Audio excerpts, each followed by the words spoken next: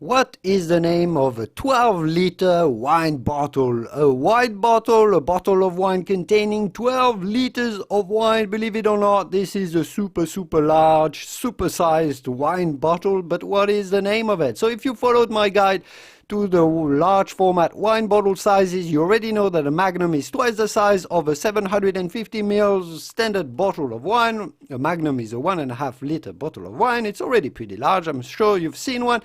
Well, this super-sized 12-liter wine bottle is going to contain the equivalent or the volume of 8 Magnums, and that's the volume of 16 bottles of wine. I'll let you calculate how many glasses of wine this is, knowing that a normal bottle of wine contains 5 wine glasses containing 150 milliliters of wine. So 5 times 16, I'll let you do the calculation. What's interesting here is, what is the name of this supersized huge bottle of wine? Well, simply, it is the name, as most of the very big large bottle of wines, it is the name of a biblical king or a historical figure that is in the Bible.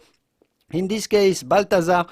He was one of the 3 wise men who brought gifts to Jesus' nativity. So here you got it. Balthazar is the name of this 12-liter huge wine bottle of wine.